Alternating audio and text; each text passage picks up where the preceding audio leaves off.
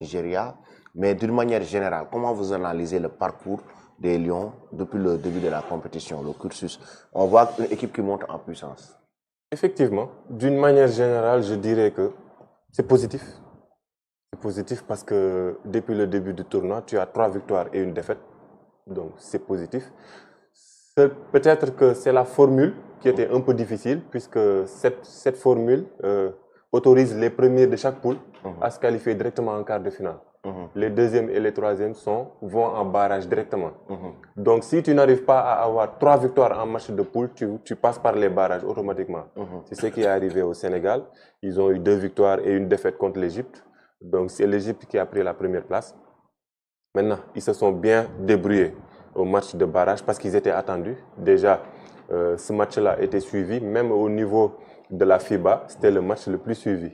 Parce que c'était 2 équipes qui étaient supposées être dans le top 4 facilement. Donc, dans les pronostics d'avant-compétition, on se disait que le Sud-Soudan, vraiment, c'est l'une des meilleures nations africaines.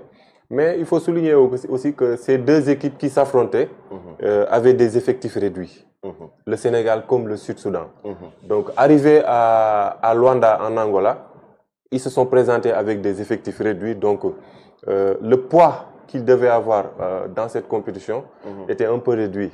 Donc, tant pour le Sénégal que pour le Sud-Soudan. On a vu comment les Soudanais ont peiné en match de poule. Ils ont été battus par l'Angola, ils ont été battus par la Guinée. Donc, pour cette opposition hier, je me suis dit que c'était à notre portée. Parce que j'ai vu, autant il y avait quelques lacunes avec l'équipe du Sénégal en match de poule, j'ai vu aussi autant de lacunes avec l'équipe du Sud-Soudan. Déjà, leurs meilleurs joueurs qui constituaient leur base étaient absents. Donc, on se dit que c'est une équipe prenable pour ce match de barrage. Donc, je n'étais pas trop stressé. Je voulais juste voir le comportement de l'équipe nationale, le réveil des joueurs par rapport aux attentes aussi. Parce que aussi, aller en barrage et se faire éliminer aussi, là, ce serait un échec cuisant. Donc, les joueurs étaient conscients de ce qui leur attendait. Et ils ont bien réagi sur le parquet à l'image du capitaine Branco Badio qui a tenu son rang, qui a tenu son rang de capitaine, qui a tenu son rang de leader, qui a, dès le début du match, montré la voie à l'équipe. Il y a aussi les autres joueurs qui ont répondu positivement à l'image de Jean-Jacques, Pape Moustapha Diop qui a encore été époustouflant comme contre le Mali. Il y a dans le secteur intérieur, Ibou Dianko Badji s'est bien distingué. Le banc aussi a bien réagi. Donc, vraiment, c'était à notre portée hier et les joueurs ont très bien réagi. Est-ce que les 2 premiers cartons ont permis à l'équipe du Sénégal de gagner ce match? Parce qu'on a vu que... Surtout le deuxième carton. Le deuxième carton. Parce qu'on a vu après la pause, le Sénégal a baissé, le rythme a baissé.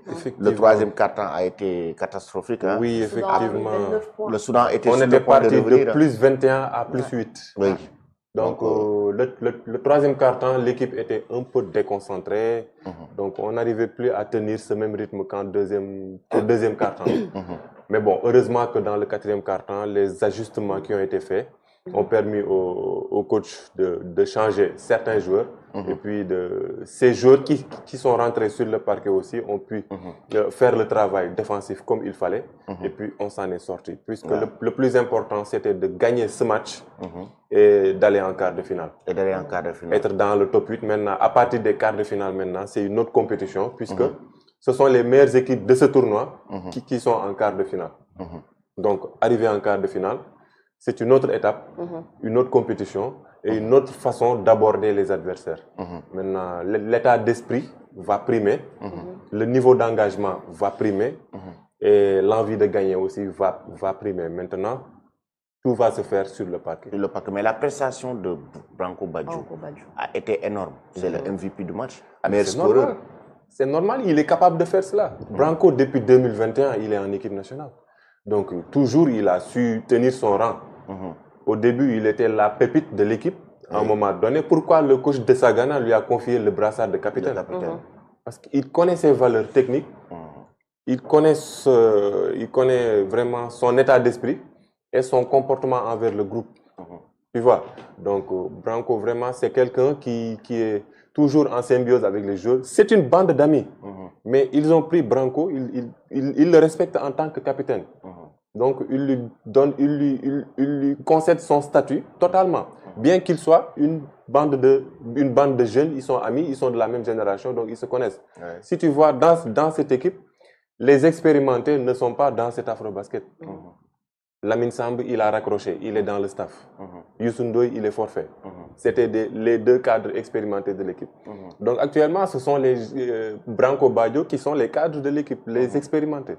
Et hier, il a prouvé qu'il mérite le brassard de capitaine. Il a vraiment montré la voie et on espère que pendant les quarts de finale aussi, il sera au top. Parce qu'on a besoin de lui sur le parquet. Sur le parquet, effectivement, il a fait un très bon match. Et si on revient un peu sur les individualités, donc Alamine a parlé de Branco qui a fait quand même un match phénoménal. Si on revient un peu sur, par exemple, un joueur tel que Karim Mané, donc on voit que le coach en fait a certainement confiance en lui parce qu'il l'a amené et tout, mais on ne voit pas pour le moment en fait son impact, on va dire réel dans le jeu, surtout par rapport au collectif. Il y a eu quand même des pertes de balles par-ci, parfois des manques de concentration. Cela est dû à quoi? Est-ce que c'est parce qu'il découvre l'afro-basket ou bien est-ce que voilà, il n'est pas encore en fait, il n'est pas en forme ou bien c'est dû à quoi? Peut-être bien l'état de forme, l'état mental, la pression. Vous savez, après la blessure de Gora Kamara et la défaite contre l'Égypte, on sentait une certaine pression chez les joueurs. Et on l'a vu contre le Mali. Ils avaient du mal à se libérer pour dérouler. Bien vu.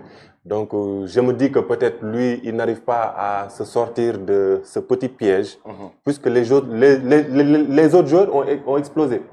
Mais il n'arrive pas encore à montrer. Il ne s'est pas encore libéré. Voilà. Il est trop crispé, il perd beaucoup de ballons. Tu vois qu'offensivement, il a la possibilité de faire quelque chose, mais il n'y arrive pas encore.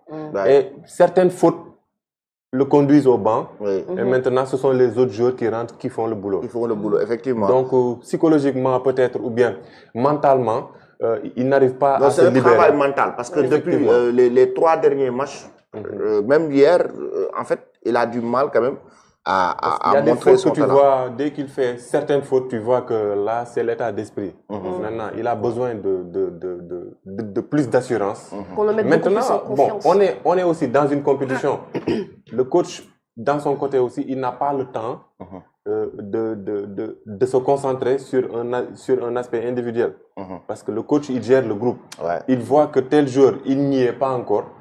Il peut le laisser sur le banc et puis prendre d'autres joueurs. Il est sur les résultats. Voilà. Il est sur les résultats. Si tu vois dans cette équipe, à part peut-être le 11e et le 12e joueur, là, presque tous les joueurs ont du temps de jeu. Parce que le coach, il fait des changements, beaucoup de changements même. Il essaie beaucoup de combinaisons. Parce que depuis la blessure de Gora Kamara, on a dû changer notre plan de jeu.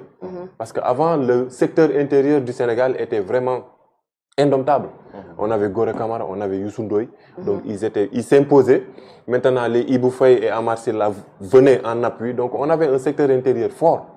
Mais depuis la blessure de Gora Kamara, on a dû changer cet aspect maintenant et beaucoup mettre l'accent sur le jeu extérieur.